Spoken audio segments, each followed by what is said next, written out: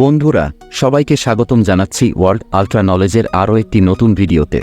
বন্ধুরা, আজকের ভিডিওতে আমরা ইউরোপ এবং এশিয়া মহাদেশের মধ্যে একটি তুলনামূলক কম্পারিজন করব। কম্পারিজনে আমরা দুটি মহাদেশের ভৌগোলিক অবস্থান, জনসংখ্যা, অর্থনীতি ইত্যাদি নিয়ে আলোচনা করব। তো বন্ধুরা, চলুন জেনে আসি এই মহাদেশ দুটি সম্পর্কে কিছু সাধারণ তথ্য। তো প্রথমে যদি আমরা ইউরোপ মহাদেশ নিয়ে কথা বলি, তো বন্ধুরা, ইউরোপ হচ্ছে পৃথিবীর 7টি মহাদেশের মধ্যে পঞ্চম বৃহত্তম মহাদেশ। মহাদেশটি আয়তনে এশিয়া মহাদেশের 5 ভাগের মাত্র 1 ভাগ। ইউরোপের উত্তরে রয়েছে উত্তর মহাসাগর, পশ্চিমে আটলান্টিক মহাসাগর, দক্ষিণ দিকে রয়েছে ভূমধ্যসাগর এবং পূর্ব দিকে উরাল নদী ও কাস্পিয়ান সাগর এবং দক্ষিণ পূর্ব দিকে কৃষ্ণসাগর ইউরোপকে এশিয়া মহাদেশ থেকে আলাদা করেছে। ধারণা করা হয় ফিনল্যান্ডের রাজকুমারী ইউরোপার নাম থেকেই মহাদেশটির নাম দেওয়া হয় ইউরোপ। পৃথিবীর সবথেকে প্রাচীন মানব সভ্যতা ও সংস্কৃতি নিদর্শন পাওয়া যায় এই মহাদেশেই।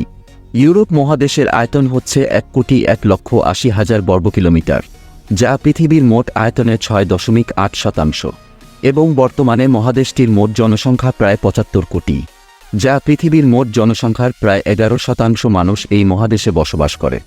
বর্তমানে ইউরোপ মহাদেশ মোট 50টি দেশ নিয়ে গঠিত এবং এর মধ্যে 49টি দেশ জাতিসংঘের অন্তর্ভুক্ত।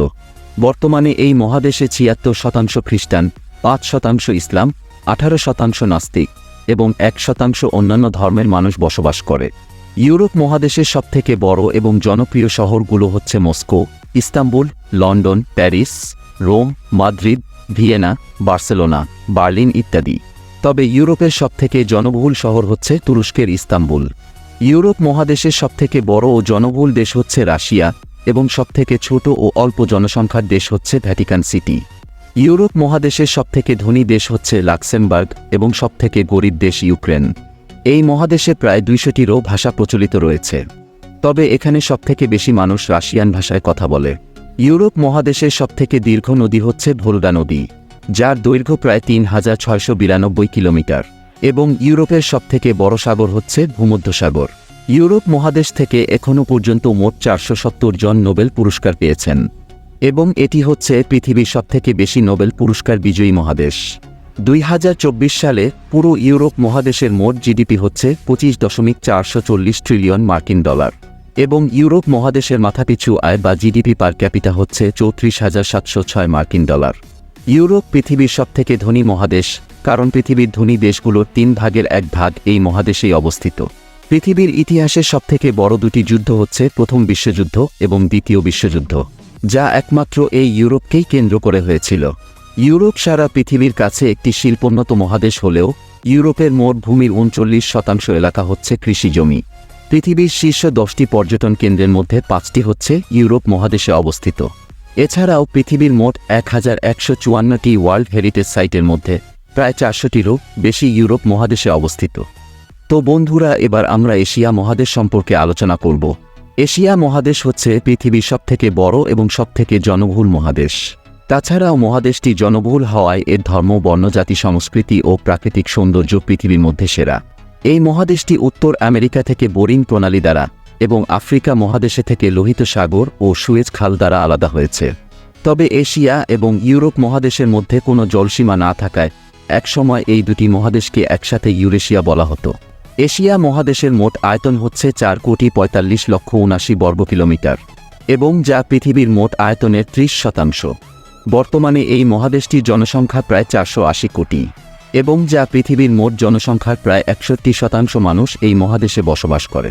বর্তমানে এশিয়া মহাদেশ মোট 51টি দেশ দ্বারা গঠিত এবং এর মধ্যে 48টি দেশ জাতিসংঘের অন্তর্ভুক্ত। এই মহাদেশে 26% ইসলাম, 25% হিন্দু, 11% বৌদ্ধ, 7% খ্রিস্টান, 20% নাস্তিক, 8% লোক ধর্ম এবং 3% অন্যান্য ধর্মের মানুষ বসবাস করে। এশিয়া মহাদেশের সবথেকে বড় এবং জনপ্রিয় শহরগুলো হচ্ছে Hong Kong, Singapore, Kuala Lumpur, Mumbai, Seoul, Shanghai, Karachi, Beijing, Tokyo, Dhaka, Bangkok, Tehran, Doha, Jerusalem, Riyadh, Dubai, Tel Aviv ইত্যাদি। তবে এশিয়ার সবথেকে জনবহুল শহর হচ্ছে জাপানের টোকিও। এশিয়া মহাদেশের সবথেকে বড় দেশ হচ্ছে রাশিয়া এবং সবথেকে ছোট দেশ মালদ্বীপ। মহাদেশটির সবথেকে বেশি জনসংখ্যার দেশ ভারত এবং সবথেকে কম জনসংখ্যার দেশ মালদ্বীপ।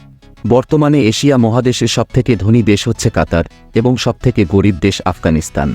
এশিয়া মহাদেশে প্রায় 2300টির মতো ভাষা প্রচলিত রয়েছে, তবে সবথেকে বেশি সংখ্যক মানুষ ম্যান্ডারিন চাইনিজ ভাষায় কথা বলে। এশিয়া মহাদেশের সবথেকে দীর্ঘ নদী হচ্ছে চীনের ইয়াংসি কিয়াং নদী এবং যার দৈর্ঘ্য প্রায় 6300 কিলোমিটার।